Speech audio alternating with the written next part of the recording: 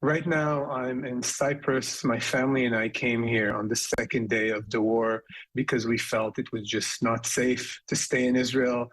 Not only there was a lot of uncertainty in terms of the missile launches, there was uncertainty in terms of is Hezbollah going to go into war? There's a lot of uncertainty whether or not there are Hamas infiltrators in Israel, which turned out to be that there are still terrorists inside Israel that haven't been accounted for.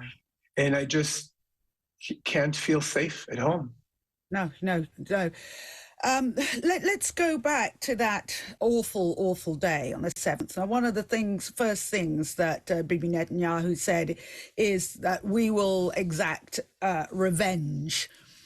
What is your feeling about that? Well, first tell us about your cousin, how he was taken, when he was taken, and your feelings for, I guess many people would understand that feeling of wanting revenge. But tell us about your cousin first and foremost.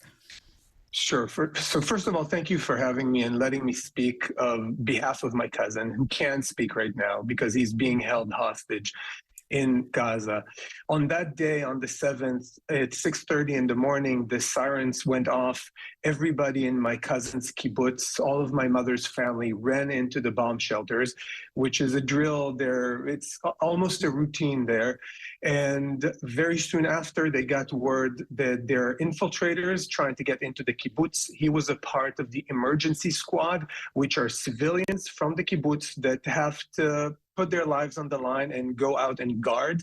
And he took his weapon, went outside, and about 8 or 8:30 in the morning, that was the last time that his wife heard from him.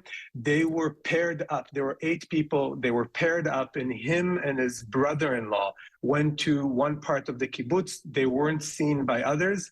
We know that the terrorists saw them. We know that they fought back.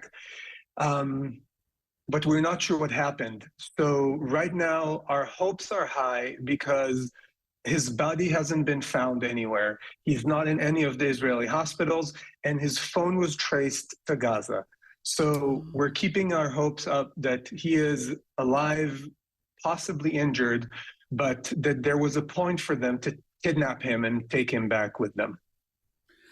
One of the things that, there's so many things that have struck me, is so many of the hostages that were taken, so many of the young people at that concert who were slaughtered were people who were either part of those peace movements, or, people who had a very different view. I just noticed there's been a huge survey done in Israel showing that the majority of people are angry with Netanyahu for the errors that have been made. And that, am I right in thinking, has he spoken to any of the families of the hostages taken yet? I know I know that, I beg your pardon, that President Biden has, but has Mr. Netanyahu spoken to any of the hostages' families? Do we know? I think you've touched on a very important part, and that's who is running this show. And many people, me included, have had very little faith in Netanyahu and his government, especially after this year when they tried to pull off the legal coup and completely change the system, the governance system in Israel. And then following this event, he is the one to blame. He's the one, you know what, not to blame. He's the one responsible, and he should be accountable for his errors. He was warned many times, countless times, that there is severe danger coming from Gaza. And his policy, his outspoken policy, is that we should weaken the Palestinian Authority and support Hamas in order to create a division, because Hamas is not a big threat. Well, that blew up in our faces. He did speak to the families only after Biden spoke to the families. And as far as the accounts go, he did it very briefly. And I want to refer to what you said earlier about the revenge. And we said, I mean, it's being spoken very much in the open, not called revenge, but that we should retaliate, that we should regain force, that we should show that we are still strong. And when we say it, whenever an Israeli politician says it, we are backed up. We are backed up by the UK. Sunak was just there, and Biden was just there. And we as Israelis appreciate their firm standing on our side. The atrocities of October 7th are unthinkable. But we feel, and many of Israelis feel, including my family, who were hit severely from this thing, that the interests that are being taken into account are not ours.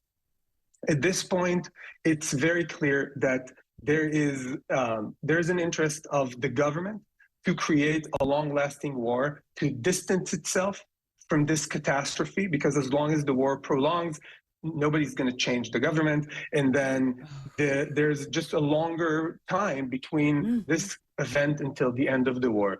And the fact that we are speaking about retaliation and being backed up, I don't think that is in Israel's interest, in the Israeli citizens' interest, because keeping the war going means that more civilians are being killed on both sides. Of course, the numbers are staggering on the Palestinian side, but Israeli civilians keep being killed every day. And that's not to mention that as long as it continues, the hostages are not being set free. We are talking about 200 people that can still be saved. Experts in negotiations say very clearly, the sooner you start negotiation about hostages, the more likely you will get them, and the more likely you will get them alive. And if we're going into a war, and every politician in Israel keeps saying it's going to be a long war, if we wait till the end, that means that Israel has took a stand, and it's saying we are giving up on our citizens. As a democracy, as a Western democracy, we have not the right, we have we have to take care of our citizens first, of our civilians first, especially considering that they are the ones that have been hit the most, that have been let down the most, and they are paying the price. And you use the term let down. It's interesting because around this whole conflict in countries all over the world, it's ignited a lot of anger, and not a lot of people know the history, but it's ignited a lot of anger and a lot of feelings. But you're the voice of the civilians, on no matter what their skin color, their religion, where they live. It's the civilians, the hostages, who are the quote collateral damage for what, political reasons? Absolutely. I mean, this is at the end, this is a diplomatic issue. It will not be resolved militarily. You have something very close to home, the Ireland conflict, which ignited violence and more violence and more violence. When I was growing up, this was the worst conflict in the world. And right now, they're not killing each other anymore. And it was not resolved by violence. And this is an example of why this will never be resolved. This war will not end the conflict with Hamas. It would add more collateral damage, and we are paying the price. Not only the hostages, Israeli civilians keep getting hurt every single day. Missiles are still being launched from Gaza.